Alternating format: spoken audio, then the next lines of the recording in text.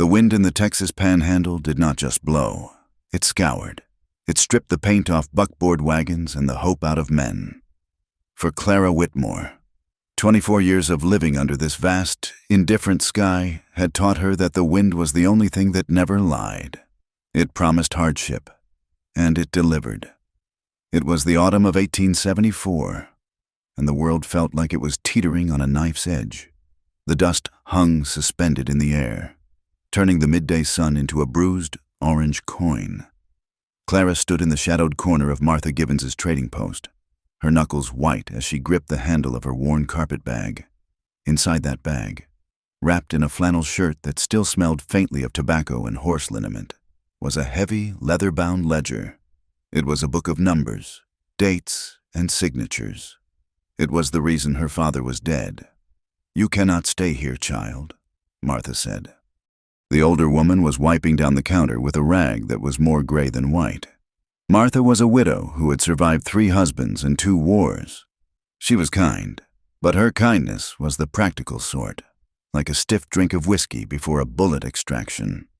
"Crow's men were here an hour ago. They were asking about a woman with red hair and a nursing bag." Clara instinctively touched the pins holding up her auburn hair, now hidden beneath a drab gray bonnet. She felt a cold shiver that had nothing to do with the draft coming through the chinks in the logs. Silas Crow. The name tasted like ash. He was not just a land baron. He was a spider sitting in the center of a web that stretched from the cattle trails to the cavalry forts. "Did they see me?"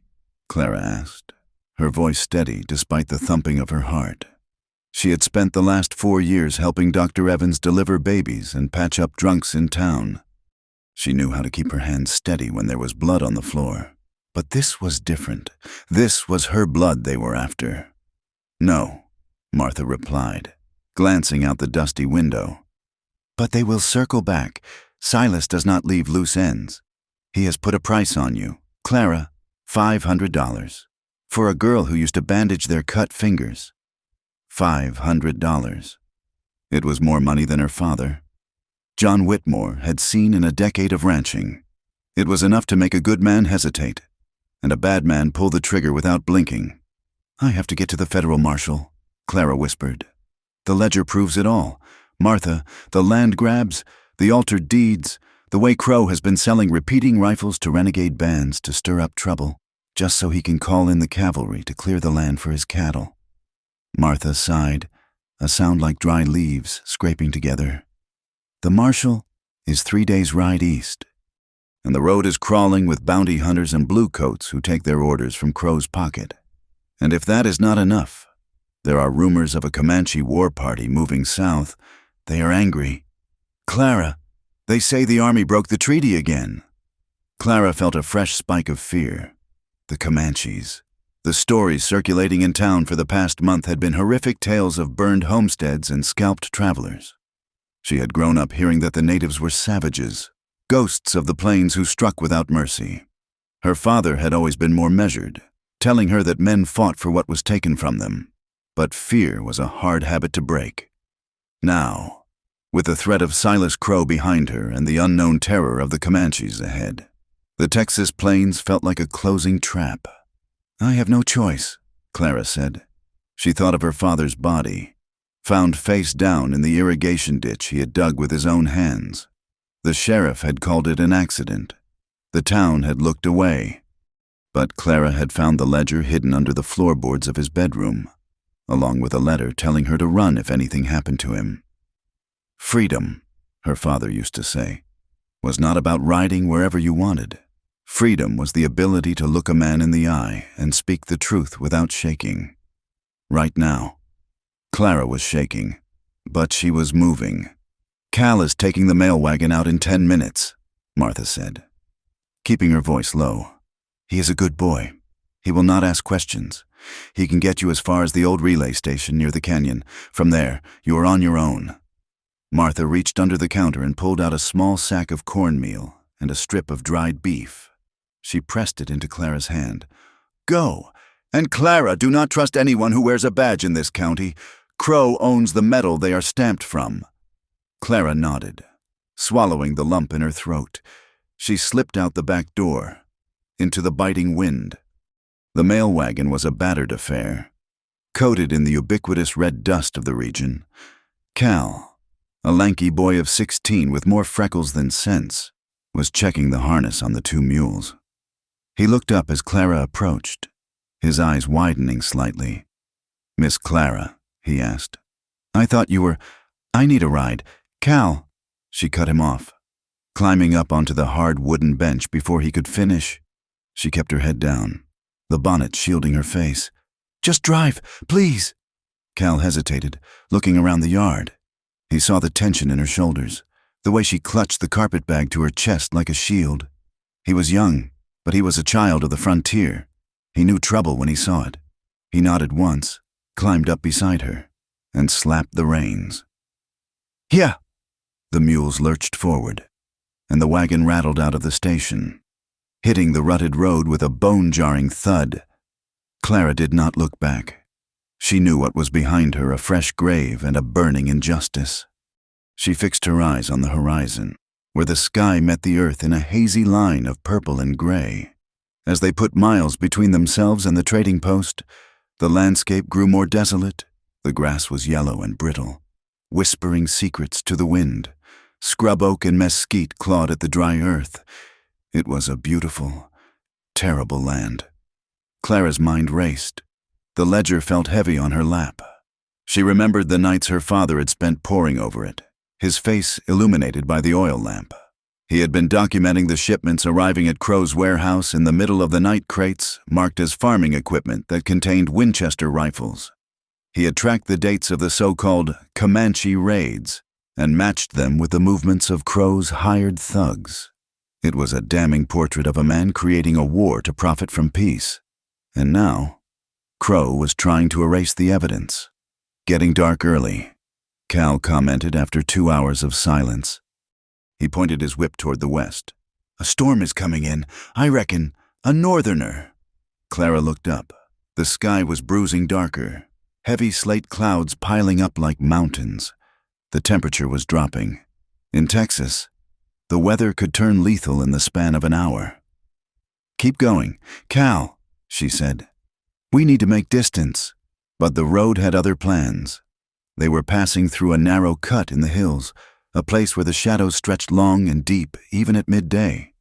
Now, in the failing light, it looked like the mouth of a wolf. Suddenly, Cal stiffened. "Ryder," he murmured. Clara's hand went into her carpet bag, her fingers wrapping around the cold steel of her father's Colt Navy revolver. She had learned to shoot when she was 12, but shooting at tin cans was different from aiming at a man. On the ridge above them to the right, a silhouette appeared. It was motionless, watching. Even at this distance, Clara could see it was not a cowboy. The figure sat on a horse without a saddle, holding a lance that cut a sharp line against the sky. Feathers fluttered in the wind. "Indian," Cal whispered, his voice cracking. "Comanche." Clara's breath hitched. This was it. The horror stories were true. She watched the figure, waiting for the war cry, waiting for the swarm of riders to pour over the hill. She thought of the stories of captives, of women dragged away never to be seen again. But the figure on the ridge did not attack. He simply watched them. There was something terrifyingly calm about him. He was a sentinel. After a long minute, he turned his horse and vanished behind the crest of the hill. "He is scouting," Cal said, his hands shaking on the reins. "He is going to tell the others. We have to hurry." He whipped the mules into a panic. The wagon surged forward, bouncing violently over the stones. Clara held on to the rail with one hand and the bag with the other. The fear of the Comanche was a cold knot in her stomach, battling with the fear of the men pursuing her from behind. She felt trapped between history and greed. "Cal, slow down," Clara shouted as the wagon careened around a sharp bend. "Can't," Cal yelled back. "If we don't make the ridge before dark." He never finished the sentence. A gunshot cracked through the air sharp, loud, and distinctive. It did not come from the ridge where the Comanche had been. It came from the road ahead. The lead mule screamed and buckled, its front legs collapsing. The wagon pitched violently to the left. Clara was thrown against Cal, the world spinning in a blur of dust and wood.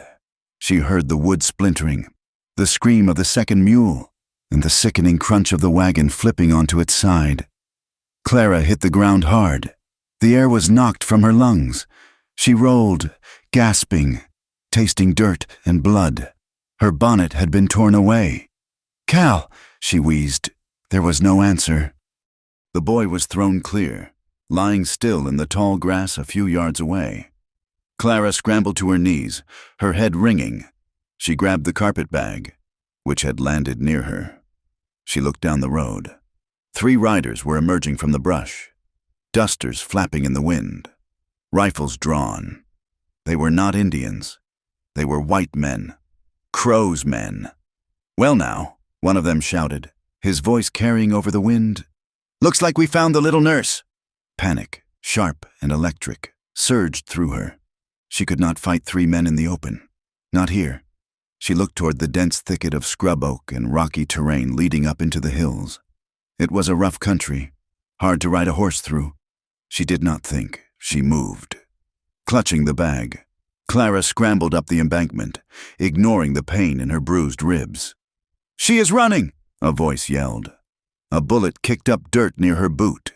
Clara dove into the brush, the thorns tearing at her dress. She ran blindly, fueled by pure adrenaline. She heard the men shouting, and heard the heavy thud of their boots hitting the ground as they dismounted to give chase. She ran until her lungs burned like fire. She ran as the sky opened up and the freezing rain began to fall, turning the dust to mud. She ran until the light died completely, leaving her alone in the vast, suffocating dark of the wilderness. She was lost, she was hunted, and she was alone. Or so she thought. Ahead, through the curtain of rain and gloom, she saw a shape. It was rigid and angular, a structure. A small log cabin, tucked away in a box canyon where few would ever look. It was dark. No smoke rose from the chimney. No light flickered in the window. It looked abandoned. It looked like salvation. Clara stumbled toward it, her legs heavy as lead. She reached the rough-hewn door, her hand trembling as she touched the latch. It was unlocked. She pushed the door open and collapsed inside, out of the biting wind. The silence of the room wrapped around her. She was safe. For a moment, she allowed herself to believe she was safe. She did not know that the darkness in the corner of the room was breathing. She did not know that she had just walked out of the storm and into the eye of a different kind of hurricane. The rain drummed against the roof of the cabin like 1,000 nervous fingers tapping on a table. Inside, the air was thick, not with the musty scent of abandonment that Clara had expected, but with something warmer. It smelled of sage, wood smoke, and the metallic tang of heated water. Clara leaned back against the rough timber of the door, her chest heaving as she fought to pull air into her burning lungs. She slid the heavy wooden bolt into place with a trembling hand. The sound of the latch clicking home echoed in the small space, loud as a gunshot in the silence. She was safe. The thought washed over her, weak and trembling, but it was there. She had outrun them. The darkness outside was absolute, a wall of water and wind that would hide her tracks. She squeezed her eyes shut, listening for the sound of hoofbeats over the storm, but there was only the wind. She let out a long, ragged breath and opened her eyes, letting them adjust to the dim interior. A small fire was dying in the stone hearth across the room, reduced to glowing embers that cast long, dancing shadows against the walls. A copper tub sat near the fire, steam rising from it in lazy spirals. Clara frowned. A tub steam. The realization hit her a split second before the movement did. The cabin was not empty. From the darkened corner of the room, where the shadows were deepest, a figure stepped into the faint orange glow of the embers. He moved with a fluidity that was unnerving, silent as smoke. Clara's breath hitched in her throat. It was a man, and he was not wearing a stitch of clothing. He was tall, his skin the color of polished bronze in the firelight. Water slicked his broad shoulders and ran in rivulets down a chest defined by hard, lean muscle. His hair, long and black as a raven's wing, hung loose and wet around his face. He held a towel in one hand, But he made no immediate move to cover himself. He simply stood there, comfortable in his own skin, looking at her with an expression of mild amusement, as if she were a curiosity rather than an intruder. He tilted his head slightly, water dripping from his chin. His eyes were dark, intelligent, and unalarmed. "Right place, darling," he drawled. His voice was a deep baritone, the English accented but clear, carrying a strange lilt that sounded like the wind moving through dry grass. There was a dangerous edge to it, wrapped in a layer of dry, weary humor. Clara froze. Her brain struggled to process the image before her. This was not a bounty hunter. This was a Comanche warrior, standing in a settler's cabin, naked as the day he was born, speaking to her as if they were old acquaintances meeting at a church social. The shock broke. Panic flooded in. Clara dropped the carpetbag and fumbled for the Colt Navy revolver tucked into her waistband. Her hands were shaking so badly she nearly dropped the heavy weapon. She brought it up, leveling the barrel at his chest. "Stay back," she commanded, though her voice wavered, thin and brittle. "I will shoot. I swear it." The man did not flinch. He did not lunge. He did not even look particularly concerned about the firearm pointed at his heart. Slowly, deliberately, he raised both hands to shoulder height, palms open. The towel dangled from his left hand. "Easy," he said softly. The amusement in his eyes cooled into something sharper, more assessing. "That is a hair trigger on that Colt woman. You are shaking enough to blow a hole in the roof, or yourself." "Put something on," Clara hissed, her face burning. She kept her eyes fixed on his face, refusing to look lower, though the sheer physical presence of him filled the small room. "As you wish," he said. He moved slowly, keeping his hands visible. He reached for a pair of buckskin breeches draped over a chair near the fire.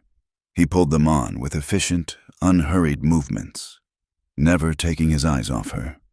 Clara watched him, her heart hammering against her ribs like a trapped bird. She knew the stories. She knew what people in town said about the Comanche. They were ghosts. They were killers. They were monsters who stole children and burned ranches. But this man did not look like a monster. He looked like a man who was tired and had been interrupted in the middle of a bath. He fastened the breeches and turned back to face her. The transformation was subtle but immediate. Covered, he seemed even more dangerous. The relaxed posture vanished, replaced by a coiled tension. He was a predator waiting to see what the prey would do. "You are Clara Whitmore," he said. It was not a question. Clara's grip on the gun tightened. "How do you know my name?"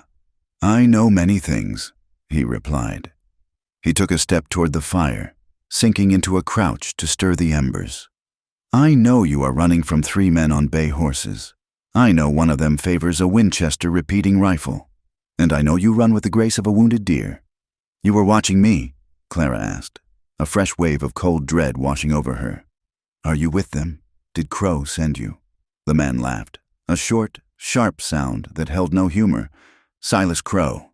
He spat the name into the fire. "If I were with Crow, you would not have made it to the door, and I certainly would not be standing here making conversation while you waved that antique pistol around." He looked up at her, the firelight catching the sharp angles of his cheekbones. "I am Tuhya. The whites call me Hawk." "And I am not the trap, Miss Whitmore. I am just another animal caught in it." Clara lowered the gun an inch, confusion warring with fear. "If you are not with them, why are you here? This is a squatter's cabin?" "It is a good place to watch the road without being seen," Hawk said. "I was tracking a party of men, Crow's men. They are moving weapons through the canyon. I stopped to wash the dust off my skin before the spirit of the storm arrived. Then you burst in." He stood up, his movements silent. "And now, you have brought the storm with you." As if on cue, a sound cut through the noise of the wind outside. It was faint, but unmistakable to ears tuned to danger. The squelch of hooves in mud, the jingle of a bridle. Hawk's head snapped toward the door. The casual demeanor evaporated instantly. He was suddenly all sharp edges and focus. "They are here," he whispered. Clara's blood ran cold. "The bounty hunters! 3 of them!" Hawk said. He moved to the window, peering through a crack in the shutter. They found your tracks. The rain did not wash them away fast enough. He turned to her. The look in his eyes was intense, stripping away the social awkwardness of their meeting. Listen to me. You can shoot me, or you can live, but you cannot do both. Decide now. Clara looked at the door, then at the Comanche warrior standing before her. Outside was death, certain, paid-for death. Inside was the unknown. She lowered the hammer of the Colt and exhaled. What do we do? Hawk nodded, accepting her choice without a word. Bar the window. Douse the fire. The smoke will give us away. He grabbed a bucket of water and threw it over the hearth. The fire hissed and died, plunging the room into darkness. The sudden absence of light was disorienting. Clara felt a hand grip her arm strong, calloused, and guiding. Stay low. Hawk's voice was right at her ear. Do not fire until you see a target. Ammunition is life. Outside, a voice shouted over the wind. I see light smoke coming from the chimney. Surround the place. It was the same voice Clara had heard on the road. The man who had shot Cal. Anger, hot and bright, flared in her chest, pushing back the fear. They killed the boy, she whispered in the dark. The boy driving the wagon. He was only 16. Then we make them pay for it, Hawk replied. Get to the left side of the door. There is a gun loop between the logs. Clara moved, her eyes adjusting to the gloom. She found the gap in the chinking. Outside, she could see shapes moving in the rain-darker shadows against the night. A bullet slammed into the door, sending a spray of splinters inward. Clara flinched, but she did not scream. She had spent too many hours in the surgery room holding down screaming men while Dr. Evans dug out lead. She knew that panic solved nothing. They are testing us, Hawk murmured from the other side of the room. He had retrieved a rifle from somewhere in the shadows, a lever-action Henry, well-oiled and deadly. They think you are alone. Let them think about it, Clara said. She cocked the Colt. Another shot rang out, shattering the window glass. Hawk moved instantly. He did not fire blindly into the night. He waited. He watched the flash of the enemy's muzzle. Crack.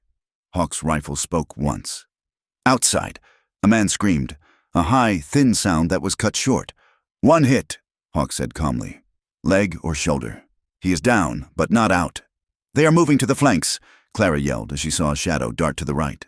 Cover the door, Hawk ordered. If they try to breach, fill the frame with lead. Clara gripped her revolver with both hands. She was a rancher's daughter.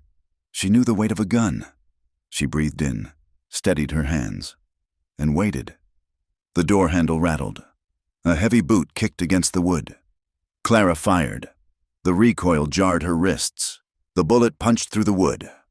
A curse erupted from the other side, followed by the sound of scrambling boots retreating into the mud.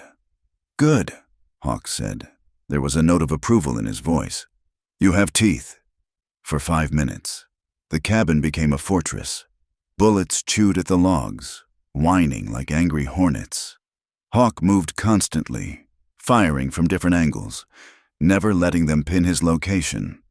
He used the darkness as a weapon, appearing at one gap, firing, and vanishing before the return fire could find him. He read the wind, compensating for the gusts that would push a bullet off course. Clara reloaded her revolver, her fingers fumbling with the cartridges in the dark. She dropped one, cursed under her breath, and found it by touch. She was terrified. Yes, but she was also alive. The adrenaline sharpened her senses. She could smell the cordite, the damp wool of Hawk's breeches, the metallic scent of fear.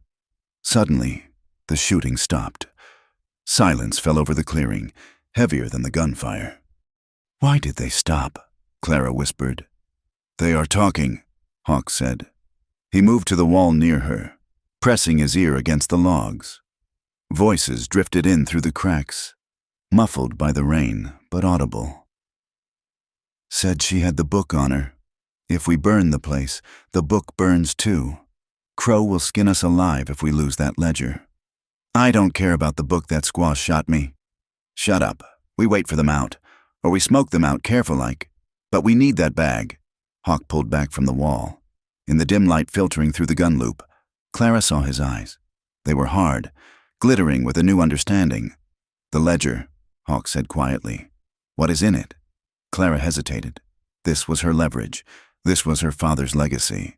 But this man had just fought beside her. He had not killed her when he had the chance. "Proof," Clara said. "Proof that Silas Crow is stealing land. Proof that he is buying judges and paying off the cavalry. And proof that he is selling guns to—" She stopped. "To whom?" Hawk pressed. "To renegades," Clara finished. "To anyone who will cause enough trouble to justify the army coming in to clear the territory." Hawk went very still. The tension in the room shifted. It was no longer the tension of the hunt. It was the tension of a shared enemy. "He sells guns to my people's enemies," Hawk said, his voice low and dangerous. "He creates the raids, and then he calls for the soldiers to kill the Comanche for crimes we did not commit." "Yes," Clara said. "That is why I have to get this book to the federal marshal. If Crow gets it back, the truth disappears, and the war he wants will happen." Hawk looked at her. For the first time, he really looked at her not as a white woman, not as an intruder, but as a warrior carrying a weapon more powerful than a rifle. "The marshal is in Fort Griffin," Hawk said. "That is a 3-day ride through open country. Crow's men will cover every road. They will have watchers at the fords." "I know," Clara said, her voice small. "But I have to try." "You will die," Hawk stated flatly. "You do not know the land. You do not know how to hide from eyes that know what to look for. They will catch you before noon tomorrow." Clara bristled. "I made it this far." "You made it to a dead end," Hawk corrected. "Those men outside, they are just the first. More will come." "Then help me," Clara said. The words left her mouth before she could think them through. It was a desperate plea, but it was the only card she had left to play. Hawk stared at her. The silence stretched, filled only by the sound of the rain and the groans of the wounded man outside. "Why should I?" he asked. "Why should I risk my life for a white woman and her paper book?" "Because you want Crow dead as much as I do," Clara said, finding her courage. She stepped closer to him. "Because if that book burns, your people get blamed for a war they did not start. You said you are a tracker. You know the land. Get me to the marshal. And I promise you, Silas Crow will hang." Hawk studied her face. He looked for deception, for the treachery he had come to expect from her kind. He saw fear. Yes, but beneath the fear, he saw a stubborn resolve that reminded him of the granite rocks of the canyon, hard, unyielding, enduring. He looked toward the door. The men outside were regrouping. They had time, but not much. "There is a back way," Hawk said abruptly. "A loose board in the floor that leads to the root cellar. From there, a drainage tunnel runs to the creek bed. We can slip out while they are watching the front." Clara felt a surge of hope. "Will you help me?" "I will guide you," Hawk said, his tone guarding his intent. "I will take you through the dry lands, the badlands. No horse can follow us there. We will have to walk. It will be hard. You will bleed. You will thirst. And if you slow me down, I will leave you." "I won't slow you down," Clara vowed. Hawk grabbed his shirt and his weapons. He moved with a decisiveness that told Clara the debate was over. He was a man of action, and he had made his choice. "Check your weapon," Hawk said. "We leave now." Clara reloaded the empty chamber in her Colt. She pulled her carpetbag close, feeling the weight of the ledger against her side. She looked at the Comanche warrior, this stranger who had been naked and joking 10 minutes ago, and who was now her only hope of survival. "Ready," she said. Hawk pried up the floorboards in the corner. The smell of damp earth rose up to meet them. He dropped into the hole, then looked up at her. "The rain will hide our noise," he said, "but stay close. If you get lost in the dark, I cannot come back for you." Clara nodded and lowered herself into the darkness after him. As she pulled the boards back into place above her head, shutting out the faint light of the cabin, she realized that her life as Clara Whitmore, the rancher's daughter, was over. She was something else now. She was a fugitive, and she was trusting her life to a man who, by all rights, should have been her enemy. They began to crawl through the mud, moving away from the cabin and into the vast, unforgiving night of the Texas Panhandle. The pact was made, not in blood, but in the shared refusal to die. The dawn broke over the caprock not with a gentle light, but with a harsh, revealing glare that stripped away the mercy of the night. The rain had stopped hours ago, leaving the earth cracked and steaming as the sun began its ascent. The mud that had slicked their escape from the cabin had turned into a dry, crumbling crust on their boots, weighing them down with every step. Clara Whitmore stumbled, her foot catching on an exposed root of mesquite. She would have fallen if not for the hand that shot out and gripped her upper arm. The grip was firm, calloused, and unyielding. "Watch the ground," Hawk said. He did not look at her. His eyes were scanning the horizon, reading the land in a language Clara could not speak. He released her arm the moment she regained her balance, as if her touch burned him. "I am watching," Clara snapped. Though her voice lacked heat, her throat felt like it was coated in dust. "We have been walking for 6 hours. Hawk, we need water." "There is a spring in the canyon ahead," Hawk replied, adjusting the rifle slung across his back. "If it has not dried up, if the buffalo have not fouled it, if we are lucky—" He kept moving, his pace a steady, ground-eating lope that forced Clara to push herself beyond exhaustion to keep up. She clutched the carpetbag against her chest with both arms. The leather strap dug into her shoulder, but she refused to shift it. The ledger inside was the only thing that mattered. It was the anchor keeping her tethered to the world of justice, even as they walked deeper into a world of survival. Hawk glanced back at her, his dark eyes lingering on the bag. "That book is heavy. Clara, it slows you down." "It is not heavy." Clara lied. "It is heavier than you think," Hawk said, his voice low. "It carries the weight of dead men, and if Silas Crow gets it back, it will carry the weight of my people too." They walked in silence for another hour. The landscape was brutal, a jagged expanse of red rock and scrub brush that seemed designed to break anything soft. This was the character of the land, indifferent and cruel.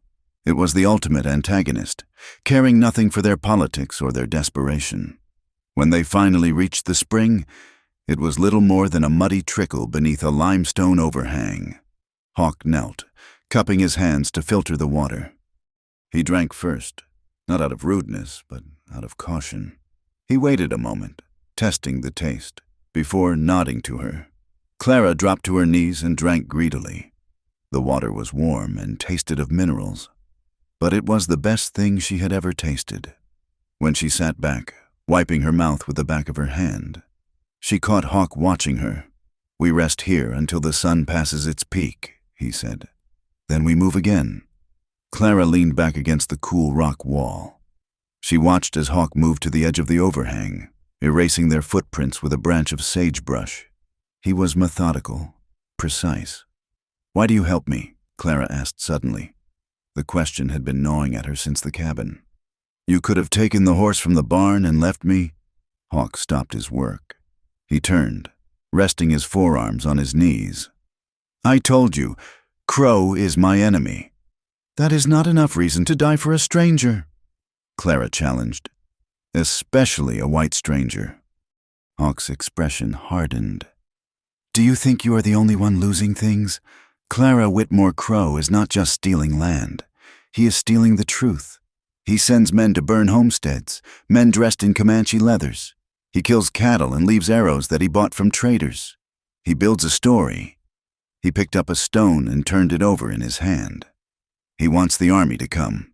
He wants the general to believe that the Comanche have broken the peace, if he gets his war. The government removes us, and the land becomes his." Clara felt a chill that had nothing to do with the shade. She looked down at the carpetbag. "The ledger," she whispered. "My father, he wrote down the dates. The dates of the raids matched the dates Crow moved his men?" "Yes," Hawk said. "That book is a spark. If we drop it, it burns nothing. If we put it in the right pile of dry grass, it burns down Crow's empire." "I did not want him to do it," Clara confessed, the words spilling out before she could stop them. She had not spoken this aloud to anyone, not even Martha. My father, he showed me the papers 2 weeks ago. I told him to burn them. I told him to keep his head down. I told him that we were small people, and small people get crushed when they fight giants. She looked up at Hawk, her eyes stinging. He didn't listen, and because he didn't listen, he is dead, and I'm alive. Hawk did not offer false comfort. He did not tell her it wasn't her fault. He simply looked at her with a steady, unblinking gaze. He chose his death, Hawk said. A man who dies standing up is better than a man who lives on his knees. You dishonor him by regretting his courage. It was a harsh thing to say, but strangely, it was what she needed to hear. It stripped away the pity and left only the cold, hard fact of the matter. We have rules, Clara said, straightening her spine. She needed to establish some control, some boundary in this vast uncertainty.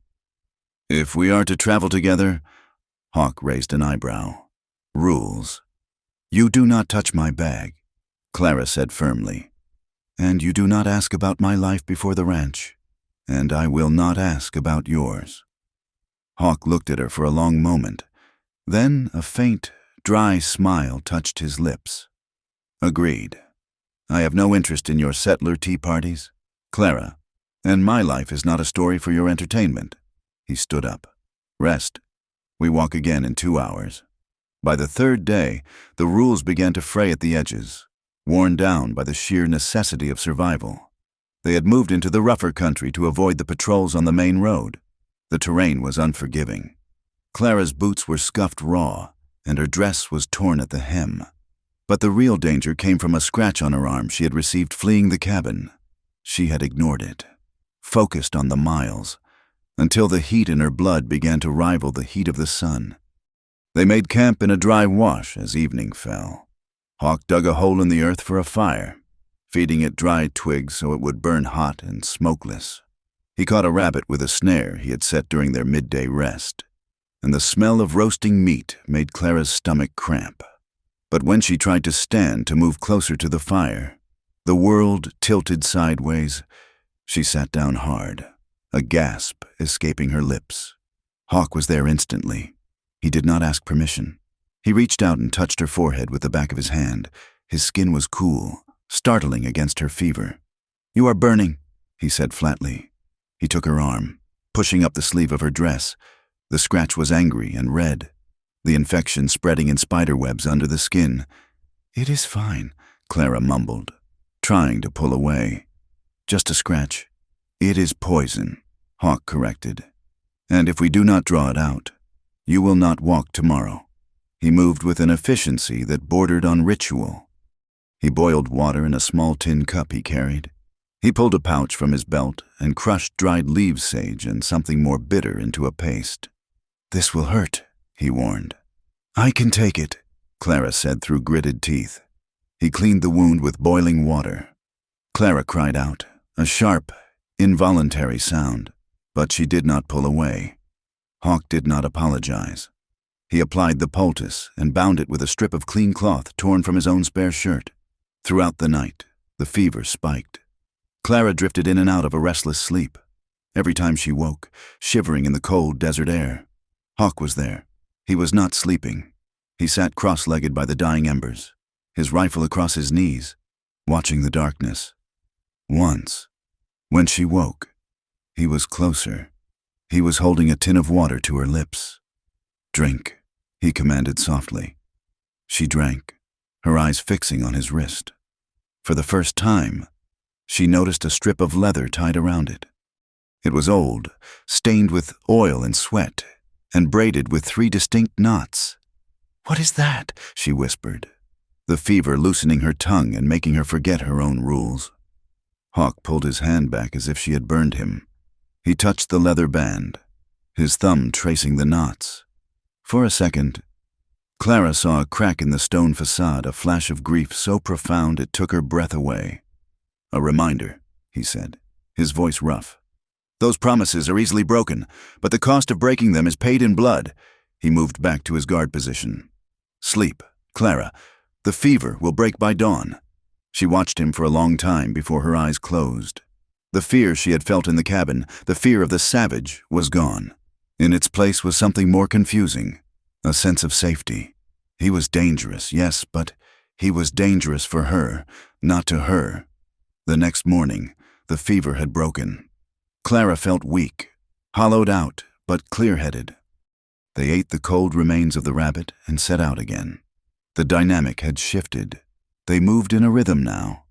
When they climbed a ridge, Hawk would reach down to pull her up, and she would take his hand without hesitation. When they stopped for water, they shared the cup. It was a silent intimacy, born of necessity but deepening with every mile. Clara found herself checking the latch on her carpetbag less often. Instead, she found herself watching Hawk the way he moved, the way the muscles in his back shifted as he climbed, the way he would pause and tilt his head to listen to the wind. It was late afternoon when they crested a rise and looked down into a valley. In the distance, a thin plume of smoke rose from a cluster of buildings. "A trading post," Clara said, hope surging in her chest. "We can get supplies. Maybe a horse." Hawk did not share her enthusiasm. He stood rigid, his eyes narrowing. "We can get supplies," he agreed. "But we must be careful. That is Miller's Crossing." He turned to her, his face serious. "Out here, in the wild, the rocks and the snakes are honest. They kill you because it is their nature. But down there," he gestured to the buildings, "down there are people, and people talk. A whisper in a trading post travels faster than a telegraph." Clara looked at the settlement. It looked peaceful from this distance. "We need food, Hawk," she said. "And I need bandages." "I know," Hawk said. "But remember, this Silas Crow has money, and money makes ears sharp and tongues loose. When we walk into that post, we're walking into a different kind of trap." He adjusted his rifle. "Stay close to me. Do not speak unless you must, and keep that hand near your Colt." Clara nodded, touching the handle of her revolver through the fabric of her skirt. She checked the clasp of her carpetbag one last time, a habit she couldn't quite break. "Ready," she said. Hawk looked at her, and for a brief second, his eyes softened. "You are stronger than you look. Clara Whitmore." "I have to be," she replied. Together, they began the descent toward the building, leaving the honest brutality of the wilderness for the treacherous complexity of civilization. The real danger, Clara realized, was just beginning. The wooden sign above the porch of the trading post creaked in the wind, a lonely sound that seemed to amplify the silence of the surrounding plains. It was a rough structure, built of logs and sod, standing like a stubborn refusal to yield to the wilderness. This was Martha Givens's southern outpost, a place where the law was often decided by the caliber of a gun rather than a judge's gavel. Clara Whitmore pushed the door open. The bell above it jingled, a cheerful sound that was immediately swallowed by the heavy, stale air inside. The room smelled of tobacco, unwashed bodies, and cheap whiskey. Conversations died instantly. Heads turned. Clara stood in the doorway, dust coating her dress, her hair escaping her bonnet in wild strands. Beside her stood Tuhya, the man they called Hawk. He did not slouch. He filled the frame, his presence radiating a quiet, lethal tension. The silence stretched, thick and suffocating. Then, a chair scraped against the floorboards. A man near the bar, his face obscured by a hat brim that had seen better decades, spat a stream of brown tobacco juice onto the floor. "Well," the man drawled, his voice loud enough to carry to the back of the room. "I knew the Whitmore girl was desperate, but I did not think she was desperate enough to lie down with a savage." A ripple of low laughter moved through the room. It was not a sound of amusement. It was a sound of judgment. The air grew sharp with hostility. Clara felt the heat rise in her cheeks, not from shame, but from a sudden, white-hot anger. She had spent days running, bleeding, and surviving. She had seen a boy murdered. She had seen the truth of what these civilized men did in the dark. She stepped forward, her boots thudding against the wood. She did not look at the floor. She looked directly at the man who had spoken. "If you have something to say, Mr. Henderson," Clara said, her voice steady and cutting. "Say it to my face. Do not mutter it into your cup like a coward." The man blinked, surprised by her tone. He stood up, hitching his gun belt. "I am saying you are trailing dirt in here. Clara, Comanches do not belong under a Christian roof. It is dirty business." Hawk shifted his weight. His hand did not move to his knife, but the threat was there, coiled in his shoulders. Clara reached out and placed a hand on Hawk's forearm. It was a small gesture, but in that room, it was a shout. It was a claim of alliance. "The only dirty business in this territory," Clara said, scanning the room, meeting the eyes of men she had known since childhood, "is the business Silas Crow is conducting while you all look the other way. This man," she nodded at Hawk, "saved my life when your sheriff was too busy counting Crow's money to care." "Get out," Henderson growled, taking a step forward. Before Hawk could react, a deafening clack-clack echoed from behind the bar. Martha Given stood there, a double-barreled shotgun resting comfortably on the counter. She looked as she always did, stern, practical, and entirely unimpressed by male posturing. "Henderson," Martha said, her voice like gravel, "you sit down, or you leave. And if you leave, you are not coming back until you learn some manners. Clara is my guest. Anyone who has a problem with that can take it up with the buckshot in the left barrel." The tension held for a heartbeat, then broke. Henderson grunted, sat down, and turned back to his drink. The other men looked away, suddenly finding their boots very interesting. Martha jerked her head toward the back room. "In here, both of you." Once the door to the storeroom was closed and bolted, Martha let out a long sigh and leaned the shotgun against a sack of flour. She looked older than Clara remembered. The lines around her eyes were deeper, etched by worry. "You have a talent for trouble." "Child," Martha said, though her hands were already moving, pulling tins of peaches and a bag of salt from the shelves. "Bringing a Comanche warrior into a room full of out-of-work cattle hands. You are lucky they did not shoot first." "We need supplies." "Martha," Clara said, "and we need horses. We have been walking for 3 days." "I know," Martha said. She looked at Hawk. "I heard about the boy. Cal, I heard about the wagon." Hawk nodded once, a gesture of respect. "Crow's men are thorough." "Thorough and getting desperate," Martha replied. She moved to a small desk cluttered with receipts and lowered her voice. "Crow was here yesterday. He was not buying supplies. He was buying loyalty. He has hired a man, a captain from the fort, who lost his commission for drunkenness. Captain Miller." Clara felt a cold knot in her stomach. "A soldier. An ex-soldier," Martha corrected. "But he still wears the uniform when it suits him. I heard them talking by the corral. They are not just hunting you anymore.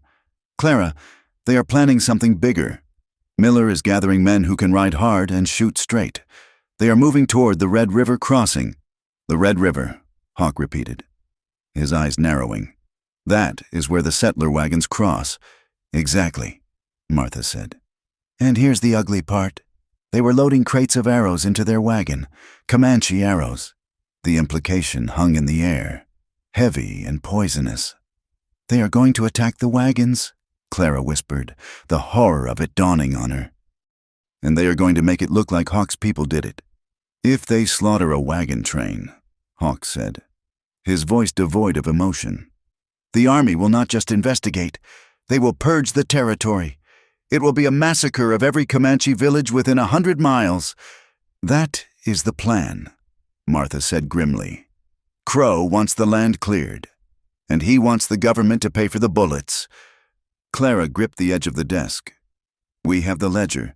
We have the proof. Then you need to get it to someone who can read it without tearing it up," Martha said. "But you cannot use the main road. I sent a boy to check on Deputy Aris in town, the one you said you trusted." "And?" Clara asked, hope flaring. "Aris bought a new saddle yesterday," Martha said flatly. "Paid for with a $20 gold piece. A deputy does not make that kind of money in a month. He is bought. Clara, they have a checkpoint on the bridge. If you go that way, they will take the book, and they will bury you." Clara looked at Hawk. The easy way, the road to the law, was gone.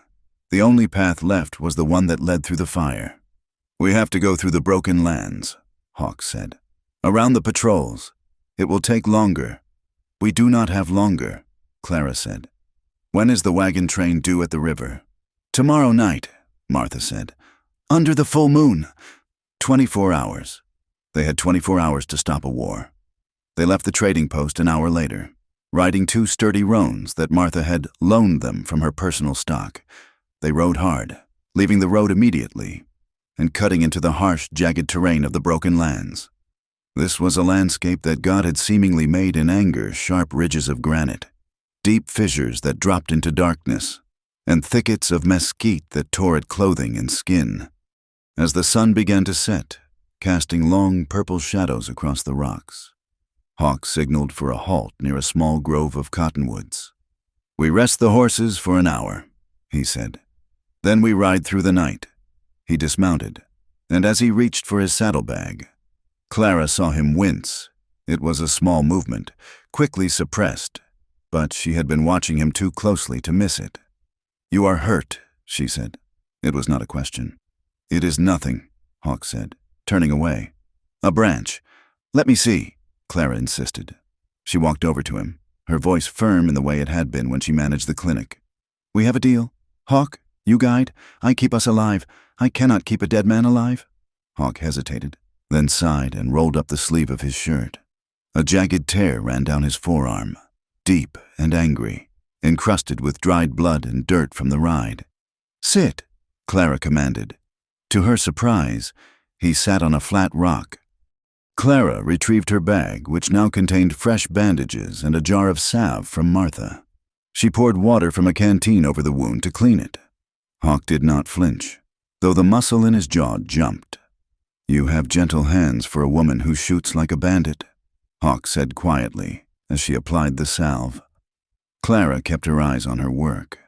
"My mother taught me to sew. Dr. Evans taught me to stitch skin. He used to say that a body is just a suit of clothes that the soul wears, and sometimes it needs patching."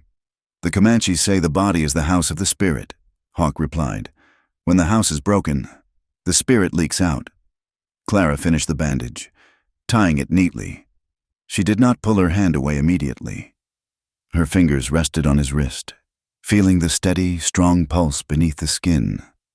For a moment, the barrier between them, the centuries of history, violence, and mistrust, seemed very thin.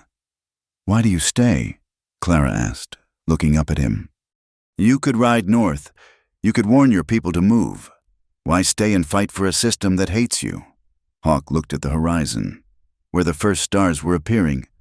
"Because running does not stop the fire. It only lets it burn more land. And because—" He paused, looking back at her. "Because I have seen that not all white people are Silas Crow. Some are just women with red hair and stubborn chins who carry heavy books." Clara felt a flush that had nothing to do with the setting sun. She pulled her hand back, but the warmth of his skin lingered on her fingertips. "We should ride," she said, her voice softer than intended. They rode until the moon was high and bright, a silver coin illuminating the treacherous path. The exhaustion was a physical weight, pressing down on Clara's shoulders. But she did not complain. She watched Hawk's back, following his line, trusting his judgment implicitly.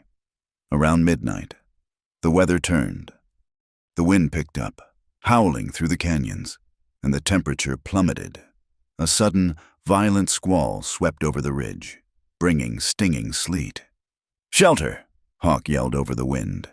He led them to a shallow cave cut into the side of a limestone bluff. They guided the horses into the lee of the rock and huddled in the back of the cave. It was cramped, forcing them close together for warmth. Hawk struck a match and lit a small lantern Martha had given them. The flame sputtered, then cast a warm, golden glow against the rock walls. Clara shivered, her teeth chattering. Hawk unrolled his bedroll and draped the heavy wool blanket over both of her shoulders. "Thank you," she said, pulling it tight. Outside, the wind screamed, but inside there was a strange, suspended peace. Clara looked at Hawk. He was checking his rifle, wiping the moisture from the barrel with a rag. "You look like a wet cat," Hawk said without looking up. Clara laughed. It was a sudden, bubbling sound that surprised even her. It was the first time she had laughed in days. "I suppose I do. And you look like a drowned rat." Hawk looked up, a smile tugging at the corner of his mouth. It changed his face completely, softening the hard planes and making him look younger, less burdened. "A rat," he raised an eyebrow. "I am a hawk. Clara, majestic, dangerous." "Wet," Clara corrected, smiling. "Definitely wet." She laughed again, and this time the sound seemed to push back the darkness. Hawk watched her. He stopped wiping the rifle. His eyes traced the curve of her smile, the light dancing in her eyes. For a moment, the war, the ledger, and the danger faded. There was just a man and a woman, sheltering from a storm. Hawk leaned forward slightly. The movement was almost imperceptible, but the air between them charged with a sudden, intense electricity. It was not just gratitude. It was recognition. He saw her not as a responsibility, but as a person who could find light in the middle of a storm. "Clara," he said, his voice dropping to a register that vibrated in her chest. Clara stopped laughing. Her breath caught. She looked at him. Her lips slightly parted. The distance between them was negligible. She could see the flecks of gold in his dark eyes. She wanted him to close that distance. She wanted, for one terrifying moment, to forget about the ledger and the future. But the moment hung there, fragile and suspended. Hawk took a breath, his hand tightening on the rifle stock. And then he pulled back. It was an act of supreme will. "The storm is passing," he said, his voice rough. "We need to check the horses." He stood up and walked to the mouth of the cave. Clara let out a breath she didn't know she was holding. She felt a pang of disappointment, but also relief. They were on the edge of a precipice, and he had pulled them back. By the time the sun rose, the storm had cleared the air, leaving the sky a piercing, brilliant blue.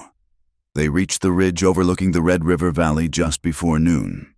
Below them, the river wound like a copper snake through the green belt of the valley. To the west, Clara could see the dust cloud of a large group of wagons, the settlers.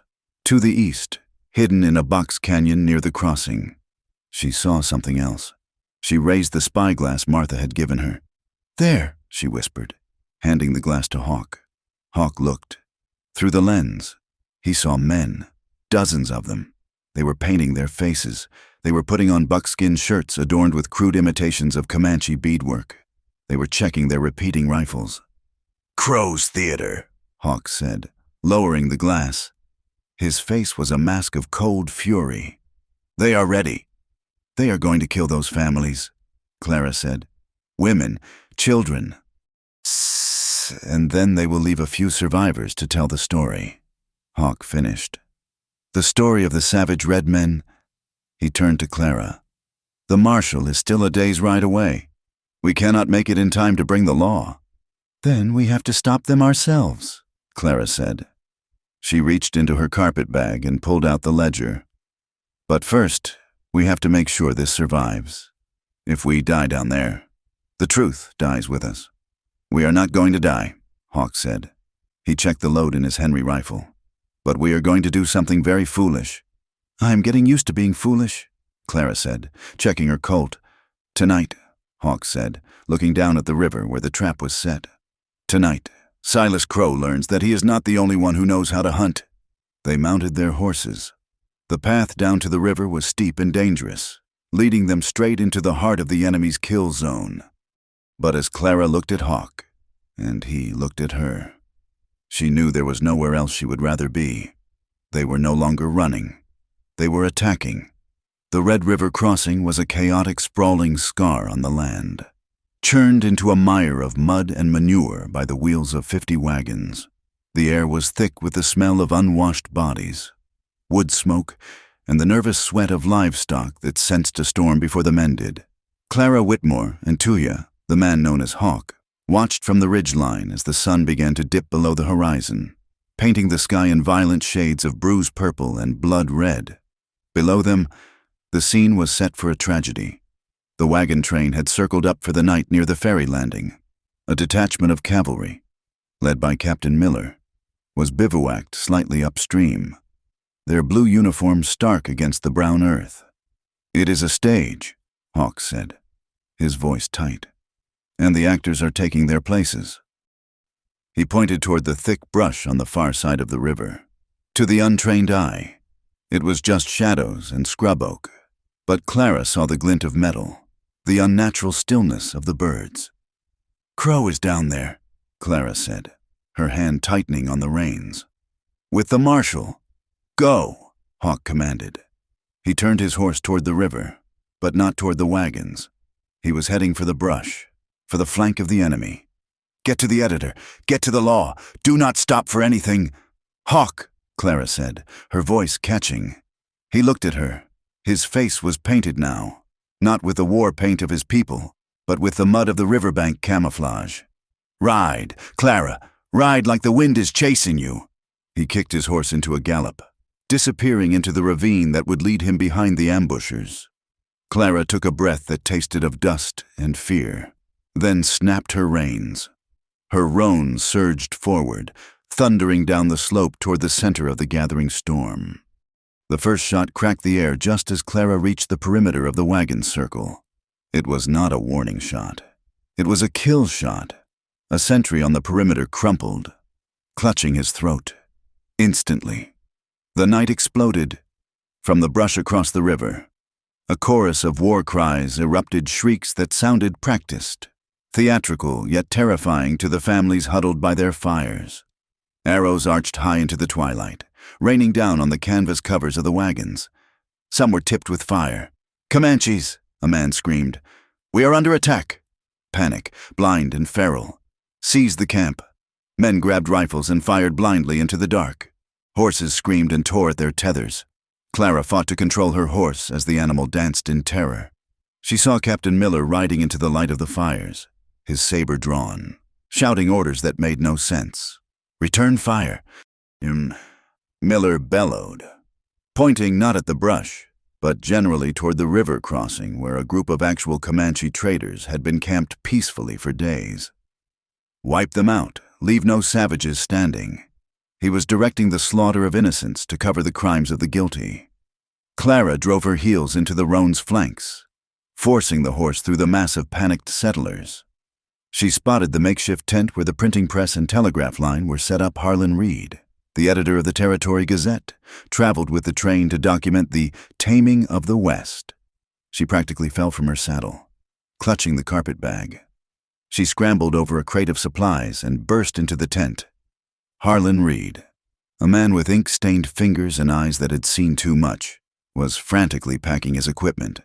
Beside him stood the federal marshal, a man named Owens, who looked pale and was sweating profusely despite the cool evening. "You have to stop it." Clara screamed, breathless. "It is a lie. It is all a lie." Reed looked up, adjusting his spectacles. "Miss Whitmore, you are supposed to be dead." "I am very much alive," Clara said, slamming the ledger down on the folding table. "And the men attacking this train are not Comanches. They are Crow's hired guns, dressed up to start a war." The marshal took a step back, his hand hovering over his gun belt. "Now, Clara, you are hysterical. We all heard the war cries. We see the arrows. Look at the ledger," Clara yelled, her voice cutting through the din of gunfire outside. "Look at it. Captain Miller is on the payroll. $500 a month for security consulting. The arrows were bought in St. Louis 3 weeks ago by Silas Crow's shipping company." Before Reed could open the book, the tent flap was ripped open. Silas Crow stood there. He looked impeccable, his suit brushed, a pearl-handled revolver in his hand. He did not panic. He was smiling the smile of a man who owned the board and all the pieces on it. "A touching story, my dear," Crow drawled. "But I am afraid the noise of the battle is drowning you out." He stepped inside, leveling the revolver at Clara's chest. "Hand over the book, Clara, and step away from the table." "Marshal," Clara pleaded, looking at Owens. "Do your job." Owens looked at Crow, then at the gun, and finally at his boots. He did nothing. He was a man bought and paid for, hollowed out by greed. "The book," Crow repeated, cocking the hammer. Outside, the gunfire intensified. But then the rhythm of the battle changed. The chaotic, theatrical shooting from the brush suddenly turned frantic. There were screams not of settlers, but of the attackers. Hawk had arrived. In the brush, Tuhya moved like a shadow with teeth. He did not use a gun. The muzzle flash would give him away. He used the knife and the heavy club of mesquite wood. He came upon the first Comanche, a bearded man smelling of rye whiskey, clumsily trying to reload a rifle while wearing a headdress that was put on backward. Hawk struck him down with a single, brutal blow to the temple. He moved to the next. This one was aiming a fire arrow at a wagon filled with women. Hawk stepped out of the darkness, grabbing the arrow shaft and snapping it.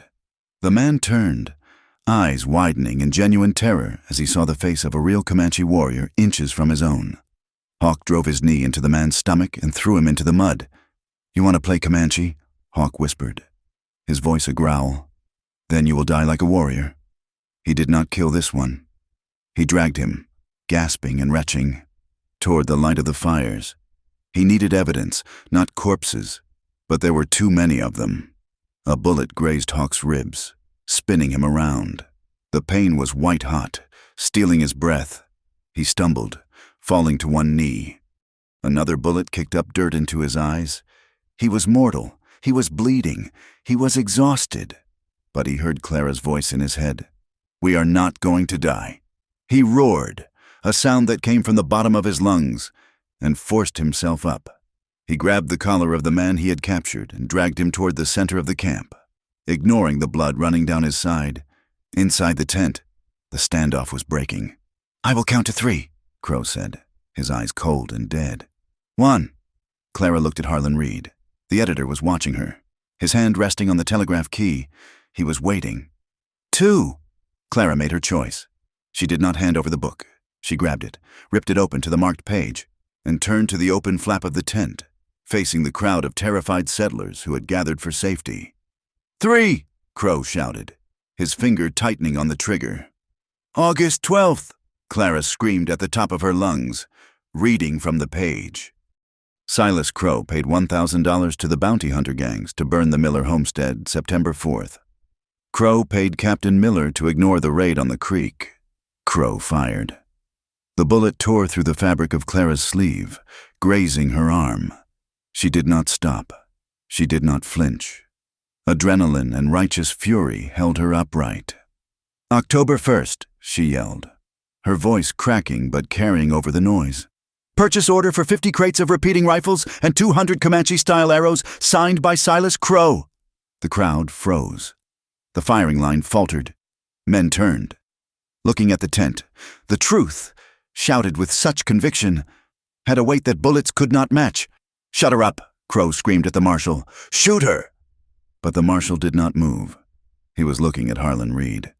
Reed was tapping furiously on the telegraph key. Click, clack, click, click. He was sending the story. He was sending the names. He was sending the truth to Kansas City, to St. Louis, to Washington. "It is gone, Silas," Reed shouted, not looking up from his work. "It is on the wire. You can kill us, but you cannot kill the signal the world knows." Crow's face twisted in a mask of pure rage. He raised his gun again, aiming for Clara's head. "I will kill you all. Crow!" The voice came from the edge of the firelight. It was deep, ragged, and thundered with authority. Crow spun around. Hawk stood there. He was covered in mud and blood. He was leaning heavily on a wagon wheel to stay upright, but in his hand, he held the terrified imposter by the scruff of the neck. "Look!" Hawk shouted to the crowd, to the soldiers, to everyone. He reached out and ripped the fake headdress off the man. He used his other hand to wipe the grease paint from the man's face, revealing the pale, sunburned skin of a white drifter. "Look at your enemy," Hawk roared. "This is not a Comanche. This is a man named Jeb. I saw him drinking at the post office 2 days ago." He shoved the man forward. The imposter fell to his knees, sobbing. "Don't shoot! Crow paid us! He paid us to start the shooting!" The silence that followed was absolute. The soldiers lowered their rifles. The settlers looked from the weeping man to Silas Crow. Captain Miller, seeing the tide turn, tried to spur his horse to run. "It is a trick," he yelled. Hawk did not give a speech. He did not posture. He simply raised his Henry rifle, the action heavy and slow in his wounded state, and fired a single shot. The bullet struck the ground inches from Miller's horse. The horse reared, throwing the captain into the mud. "You kill for land," Hawk said, his voice quiet now, but carrying in the silence. "You possess no honor?" Crow looked around. He saw the faces of the townspeople hardening. He saw his hired guns slipping away into the darkness, abandoning a lost cause. He saw the marshal finally drawing his weapon, aiming it at him. "It is over. Silas," the marshal said, his voice trembling but firm. "Drop the gun." Crow laughed, a bitter, broken sound. "You think this matters? I own this valley?" "You own nothing," Clara said. She stepped out of the tent, clutching her bleeding arm. She walked until she stood beside Hawk. "You do not own the truth." Crow's eyes darted between them. For a second, he looked like he would fire, to take one last life out of spite. But then he looked at the dozens of rifles now leveled at him from the circle of wagons. The math was simple. He dropped the pearl-handled revolver into the mud. "Arrest him," the marshal ordered, as two men grabbed Crow and dragged him away. The tension broke. The settlers rushed forward, shouting, demanding answers. The chaos of the battle turned into the chaos of justice. But Clara and Hawk did not move. Hawk's legs finally gave out. He slid down the side of the wagon wheel, hitting the ground with a heavy thud. "Hawk!" Clara dropped to her knees beside him. Her hands were frantic, searching for the wound.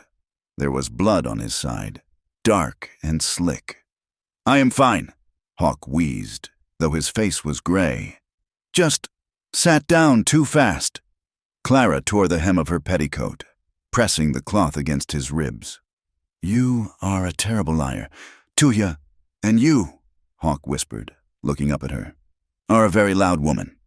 Around them, the smoke was clearing. The stars were coming back out, indifferent to the violence of men. The telegraph key in the tent was still clicking, a rhythmic heartbeat sending the story of the Red River crossing to the world. Clara looked at the man who had been her enemy, her guide, and now her savior. She did not care about the mud on her dress or the blood on her hands. She reached out and took his hand.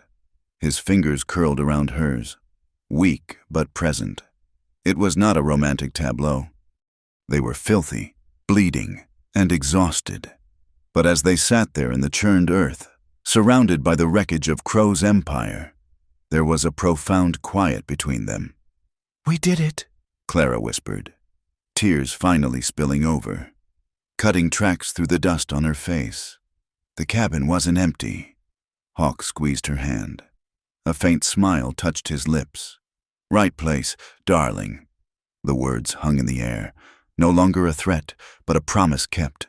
The night air was cold, but the heat of his hand in hers was enough to keep the chill away. The smell of fresh printer's ink and antiseptic alcohol hung heavy in the small back room of the Territory Gazette. It was a strange mixture, sharp and stinging, but to Clara Whitmore, it smelled like survival. 3 days had passed since the chaos at the Red River crossing. The town was still vibrating with the aftershocks of the event, like a bell that had been struck too hard. Outside, on the main street, life was attempting to return to a semblance of normalcy. Wagons rolled, blacksmiths hammered, and money changed hands. But inside this room, time seemed to move at a different, slower pace. Clara dipped a cloth into a basin of warm water. She wrung it out, her hands steady, and turned to the cot where Tuya Hawk lay sleeping, the wound on his side, where the bullet had grazed his ribs and torn through muscle, was beginning to knit together. It was an ugly, angry, purple line against his bronze skin, but the fever that had threatened him the first night had finally broken. Dr. Evans had stitched it up with the efficiency of a man who had seen too many gunshot wounds, muttering about miracles and stubborn constitutions the entire time. Clara dabbed the sweat from Hawk's forehead. He did not stir, but his breathing was deep and regular. In sleep. The hard lines of vigilance around his eyes and mouth had softened. He looked younger. He looked like a man, not a symbol of war or a target for hatred. She sat back in the wooden chair, her own body aching with a fatigue that went down to the bone. Her arm, grazed by Crow's bullet, was bandaged and throbbing, a constant reminder of how close she had come to the end. The door to the front office opened, and Harlan Reed stepped in. The editor looked exhausted. His sleeves were rolled up, revealing arms stained black with ink up to the elbows. He held a fresh copy of the newspaper in his hand. The wire service picked it up, Reed said quietly, keeping his voice low so as not to wake the patient. The story is set in St. Louis. It is in Chicago. They are calling it the Panhandle Conspiracy. Silas Crow is sitting in a cell in Fort Griffin, and the federal judge is already on his way. Clara took the paper. The headline was bold and uncompromising. Land Baron indicted the blood on the Red River. "It is over, then," Clara said, though the words felt hollow in her mouth. Reed sighed, leaning against the doorframe. He took off his spectacles and rubbed the bridge of his nose. "The legal battle is over. Clara, Crow will hang, or he will rot in prison. But the rest," he gestured vaguely toward the street outside, "that is not something a judge can fix with a gavel." Clara knew what he meant. She had felt it when she walked to the mercantile earlier that morning to buy fresh bandages. She had expected relief from the townspeople. She had expected gratitude. After all, she had exposed a man who was swindling them all. But what she got were cold stares and hushed whispers. Women she had known for years crossed the street to avoid walking near her. A group of men loitering by the saloon had spat on the ground as she passed, muttering words like traitor and savage lover. To them, Silas Crow was a villain. Yes, but he was a white villain. Hawk was a Comanche. And Clara, she was the woman who had chosen the other over her own kind. In their eyes, she had broken a law far older and deeper than any written in a statute book. "I know," Clara said, placing the newspaper on the small table. "I heard them." "You could leave," Reed suggested gently. "There are nursing jobs in the East, in Boston or Philadelphia. No one knows you there. You could start over." Clara looked at the sleeping man on the cot. She looked at the carpetbag in the corner, which no longer held the ledger but still held her few earthly possessions. "I spent my whole life running. Harlan," she said softly. "I ran from my father's temper. I ran from the town's judgment. I ran from Crow. I'm tired of running." Reed nodded, a flicker of respect in his tired eyes. "Well, if you are staying, you should know that Martha sent a wagon over. She brought food, clean linens, and a very large jar of peach preserves. She is holding court in the front office, daring anyone to say a cross word." Clara smiled, a genuine, warm expression that cracked the mask of her exhaustion. "Martha is a force of nature." "That she is," Reed agreed. "I will leave you to it. If he wakes up, tell him I said thank you for not shooting the piano player." Reed closed the door, leaving Clara alone in the quiet. She stood up and walked to the small window that looked out onto the alley. The glass was dusty, filtering the afternoon light into a hazy gray. She saw her reflection pale, with dark circles under her eyes, but standing upright. For years, she had believed that safety meant being invisible. She had thought that if she was quiet enough, if she was useful enough, the world would not hurt her. But the world had hurt her anyway. It had taken her father. It had tried to take her land. Now, she realized that safety was not given. It was built. And it was built by standing your ground when every instinct screamed at you to flee. A rustle of sheets behind her drew her attention. She turned. Hawk was awake. His dark eyes were open, watching her with that familiar, intense focus. He tried to shift his weight, grimacing as the movement pulled at his stitches. "Easy," Clara said, rushing to his side. She placed a hand on his shoulder to steady him. Dr. Evans said if you tear those stitches, he will sew you back up with baling wire. Hawk let out a breath that might have been a laugh. The doctor has the bedside manner of a mule skinner. He saved your life, Clara reminded him. And you, Hawk said. His voice was raspy, unused for days. He reached out, his hand covering hers on his shoulder. His skin was warm, the fever gone. You saved mine first. Clara felt a lump rise in her throat. She sat on the edge of the cot, careful not to jostle him. We are even, Tuhya. You carried me through the Badlands. Hawk looked at the ceiling, his expression turning somber. I heard the voices, he said quietly. Through the wall. The man who writes the papers, and the people outside. Clara stiffened. You were asleep. A warrior sleeps with one ear open, Hawk replied. He turned his head to look at her. They hate you, Clara, because of me. They hate what they do not understand, Clara said firmly. And they hate that they were wrong? It is more than that, Hawk said. He pulled his hand away, looking at his own palm as if reading a map of the future. Crow is gone, but the fear is not to them. I am still the enemy, and if you stand beside me, you become the enemy too. You will have no friends here, no trade, no peace. I do not need friends who only like me when I am obedient. Clara retorted. You need to live, Hawk said sharply. I have thought about this. When I can ride, I will go north. I will return to the Quahati bands. You should go east, as the paperman said. Go where they do not care who you rode with. Clara stared at him, stunned. You are leaving? It is for the best, Hawk said, closing his eyes as if the words physically pained him. I will not be the stone tied around your neck that drags you down. Clara stood up. The chair scraped loudly against the floorboards. You are an idiot. Tuhya! Hawk's eyes snapped open. I beg your pardon. You heard me, Clara said, her voice shaking with emotion. I walked through a storm with you. I faced a firing squad with you. I pulled you out of the mud while bullets were flying. And you think you can decide what is best for me?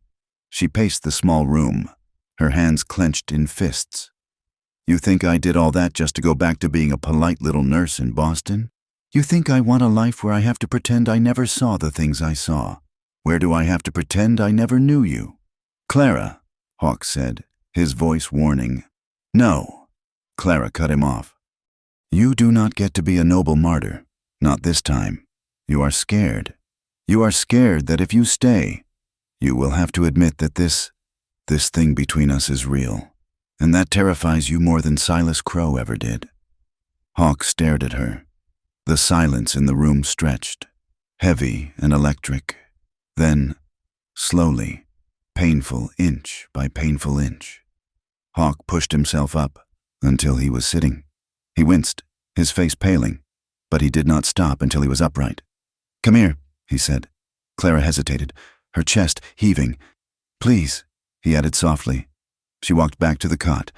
Hawk reached out and took both of her hands. He looked at them, the calluses, the ink stains from the newspaper, the healing scratches. I am not scared of the feeling, he said, his voice low and rough. I am scared of what it will cost you. My people, we have a saying. You cannot build a teepee in the middle of a buffalo stampede. The world is a stampede. Clara, it will crush us. Then we build a stone house, Clara whispered. And we let the stampede go around us. Hawk looked up into her eyes. The defenses he had built over a lifetime of war and loss began to crumble. He saw the stubborn set of her chin, the fire in her green eyes, and he realized that she was not a fragile thing to be protected. She was iron. She was equal. I do not have a house, Hawk said. I have a horse, a rifle, and a name that half the territory curses. I have a deed to a ranch, Clara said. It is small. The roof leaks. The soil is rocky, but it is mine, and it has a creek. Hawk's thumb brushed over her knuckles. A creek is good. He pulled her closer. The movement was slow, a question rather than a demand. Clara did not resist. She stepped into the space between his knees, her hands resting on his chest, careful of the bandages. May I? Hawk asked. his gaze dropping to her lips. "You talk too much," Clara whispered. He leaned in. The kiss was not like the desperate, adrenaline-fueled moments in the canyon. It was slow. It was deliberate. It tasted of salt and coffee and the unspoken promise of tomorrow. It was a claim not of ownership, but of partnership. Hawk's hand moved to the back of her neck, his fingers tangling in her hair, pulling the pins loose so that the red cascade fell over her shoulders. Clara sighed into the kiss, feeling the tension of the last week melt away, replaced by a warmth that started in her chest and spread to her fingertips. They broke apart, breathless, resting their foreheads against each other. "If we do this," Hawk murmured against her skin, "there is no going back. You understand that?" "I burned the map back," Clara said. "I only have the map forward." The door to the back alley creaked. They pulled apart quickly, though Hawk kept a hand on Clara's waist. A figure slipped into the room from the shadows of the dusk. It was an old man, wrapped in a faded blanket, his hair gray and braided with strips of red cloth. It was the Comanche elder. 10 bears. He moved with a silence that made him seem like a ghost. Clara started, but Hawk squeezed her hand. "It is peace," he said. 10 bears looked at Hawk, then at Clara. His face was a map of wrinkles, carved by 80 years of sun and wind. He did not smile, but his eyes were not hostile. He spoke in Comanche, a flowing, rhythmic stream of sounds. Hawk listened intently, nodding once. "What does he say?" Clara asked. "He says the council has heard of what happened at the river." Hawk translated. "He says that Crow's men have fled, and the soldiers have returned to the fort. There's a truce, for now." 10 bears reached into his blanket and pulled out a small pouch. He placed it on the table beside the newspaper. Then he looked at Clara and spoke one sentence in broken, halted English. "Water flows where it must." He looked at Hawk one last time. A look of profound understanding passed between the generations. And then he slipped out the door as silently as he had entered. Hawk reached for the pouch. He opened it and poured the contents into his hand. It was a handful of seeds, corn, squash, beans. "Seeds," Clara said. "For the future," Hawk said. "He knows I am not coming back to the warpath. He is giving me permission to plant." The next morning, the air in the room felt different, lighter. Clara was packing her carpet bag. Not to run, but to move. She took the old, heavy iron latch, the one she had carried from her father's house, the one she had used to bar the door of the cabin, and held it in her hand. It was heavy. It was rusted. It was a piece of the past, designed to keep people out. She walked to the window and opened it. Below, in the alley, was a pile of refuse. She dropped the latch. It hit the ground with a dull clank, final and absolute. "What was that?" Hawk asked. He was standing, dressed in fresh clothes Martha had sent a clean shirt and trousers that fit him loosely. He was leaning on a crutch, but he was standing on his own 2 feet. "Just some old iron," Clara said, turning to him. "We need new hardware, something that opens as well as it closes." "The ranch," Hawk said. "Is it far?" 2 days' ride, Clara said. "It is near the canyon. The wind blows hard there." "I like the wind," Hawk said. "It keeps the air clean." Martha Gibbons met them at the back door. She had a wagon waiting, loaded with supplies, sacks of flour, tools, blankets, and a crate of chickens that were clucking indignantly. "I expect eggs," Martha said, her voice gruff to hide her emotion. "When you get settled. And don't think this is charity. I am putting it on your tab. You can pay me back when you sell your first herd." "We will, Martha," Clara said, hugging the older woman. "And you," Martha pointed a finger at Hawk. "You keep that leg rested. If you undo those stitches, I will come out there and shoot you myself." Hawk smirked. "You are a terrifying woman, Martha Gibbons." "That is how I survived 3 husbands," Martha retorted. Harlan Reed stood in the doorway of the office, wiping ink from his hands. He nodded to them. "I will keep the story alive," he promised. "As long as people read, they will know the truth." Clara climbed onto the wagon seat. She took the reins. Hawk climbed up beside her, wincing slightly as he settled his leg. They looked at each other. They were bruised. They were scared. They were outcasts in the town they were leaving behind, but as Clara snapped the reins and the wagon lurched forward, rolling out of the alley and onto the open prairie road, she did not feel fear. She looked at the horizon, wide and endless. "Which way?" she asked. Hawk pointed west, toward the setting sun and the high plains. "That way, toward the wind." They left the town of Miller's Crossing without looking back. Behind them lay the ruins of a corrupt empire and the whispers of small-minded men. Ahead of them lay the land. It would be hard. The winter was coming. The work would be breaking. But for the first time in her life, Clara was not just surviving. She was living, and the man beside her, the warrior who had walked out of the dark and into her life, was no longer a stranger. He was home. The gavel of the circuit judge struck the oak bench with a sound that was less like a thunderclap and more like the dry crack of a dead branch breaking under a heavy boot. It was a sound of finality. In the stifling heat of the Fort Griffin courthouse, 6 months after the events at the Red River crossing, the air was thick with the smell of sweat and dust. Clara Whitmore sat in the front row, her hands folded neatly in her lap. She wore a simple dress of blue calico, the sleeves long enough to cover the faint white scar on her arm where a bullet had once grazed her skin. Silas Crow stood before the bench, the man who had once owned the valley, who had bought sheriffs and commanded private armies, looked diminished. His suit was still expensive, but it hung loosely on his frame. His hair, once pomaded to perfection, was thinning and gray, without the fear he inspired. He was just a man, and a small one at that.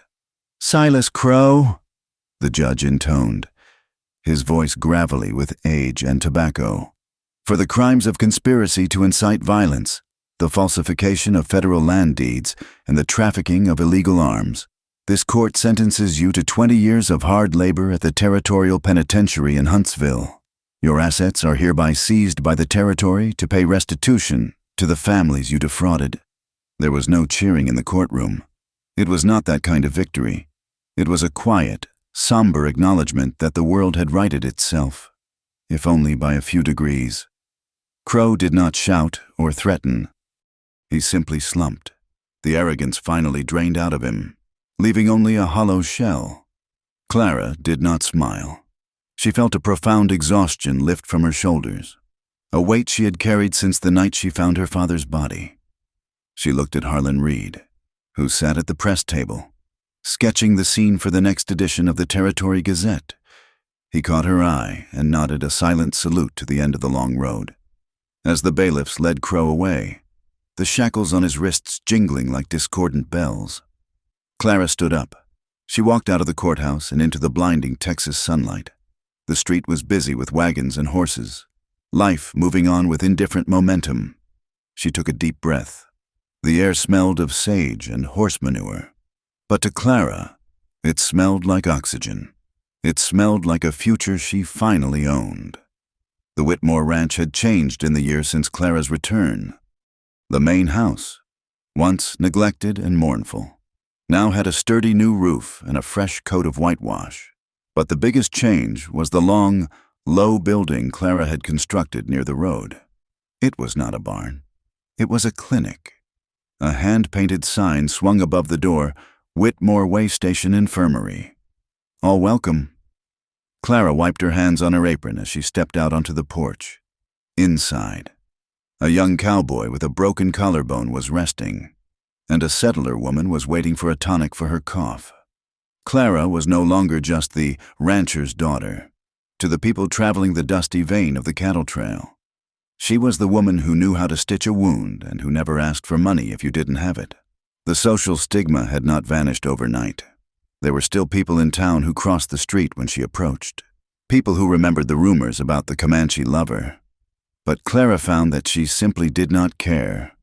She had traded the approval of the town for the respect of the road. A buckboard wagon rolled into the yard. Martha Givens pulled back on the reins, the mules snorting in the dust. "You look tired." "Clara?" Martha called out. Climbing down with a grunt, She was holding a basket of fresh eggs. "I am busy. Martha?" Clara replied, smiling. "There is a difference. Busy is good," Martha said, handing her the basket. "Keeps the ghosts away. I heard the news from the fort. Crow is breaking rocks now." "He is," Clara said. "And the land titles the judge signed them yesterday. The ranch is clear. The creek is ours." "Yours," Martha corrected. "You earned it, girl, with blood and ink." Martha looked toward the horizon, where the great plains stretched out into infinity. "Have you heard from him?" She did not need to say the name. "Not for 3 moons," Clara said, her voice steady. "The winter was hard. The Quahati bands moved deep into the canyons to shelter from the snow."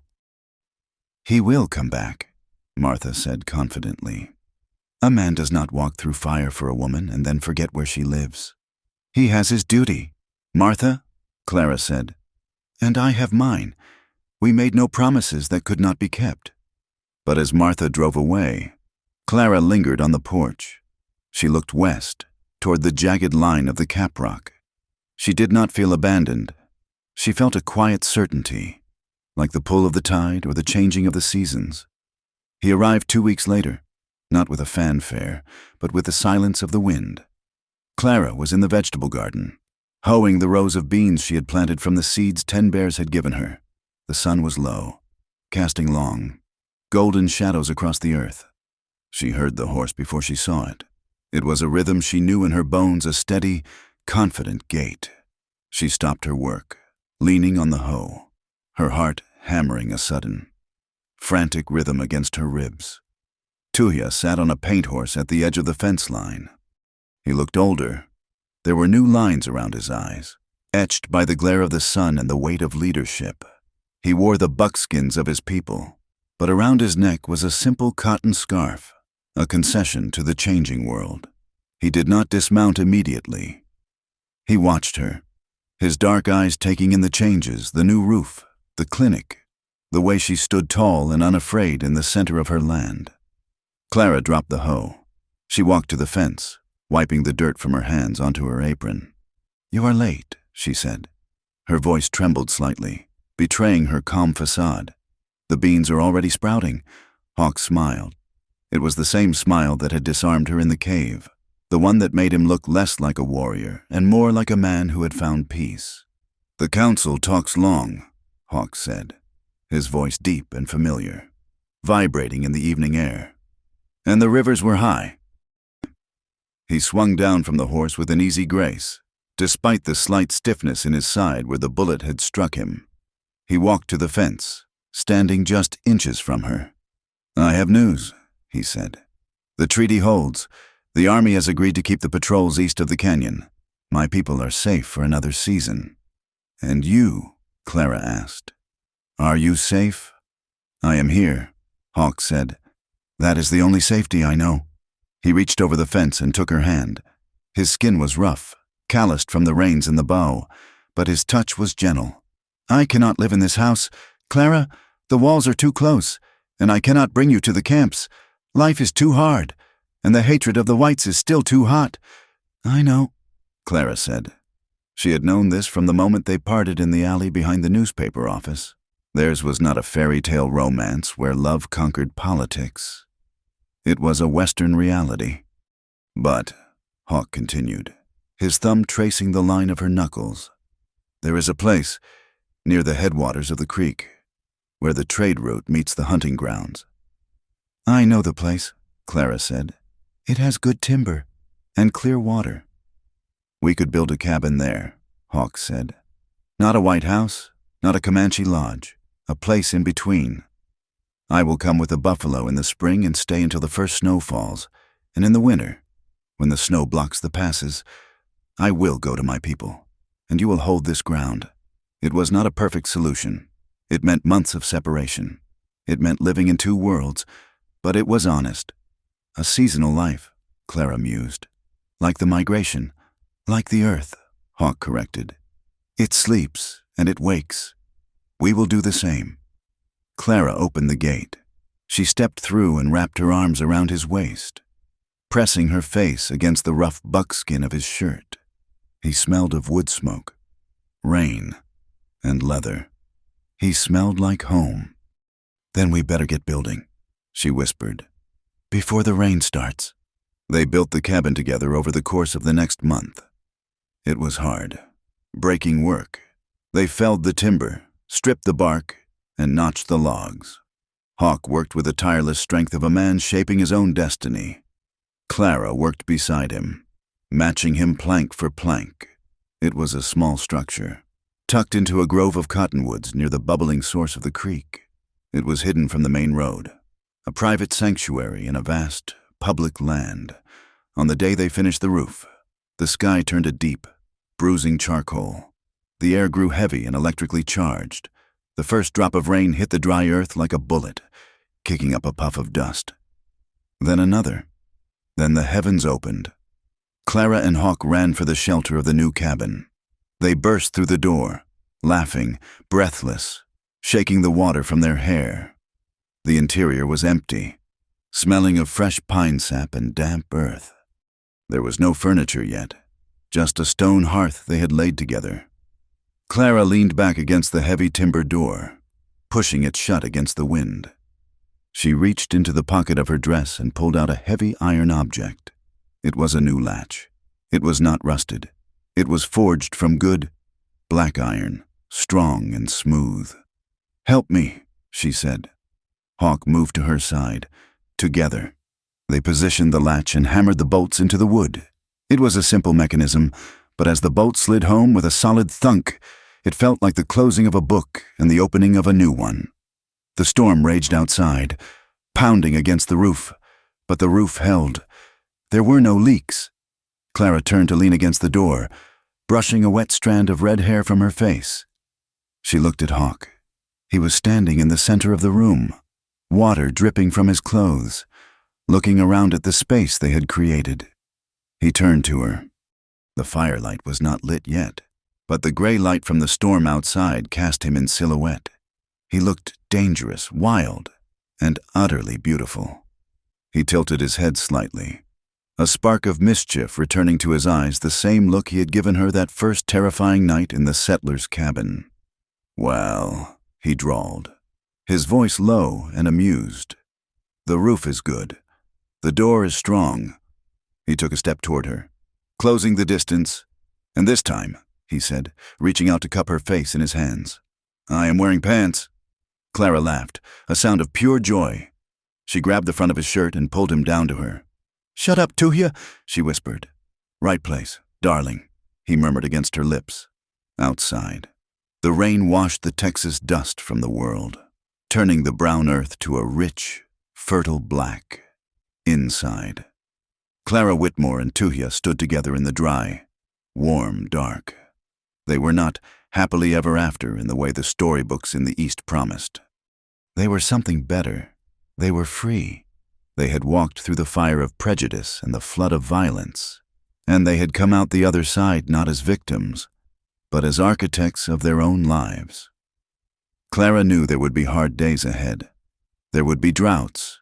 There would be blizzards. There would be men who hated them for what they were. But as she felt the steady beat of Hawk's heart against hers, she knew one thing for certain. Freedom was not about having no walls.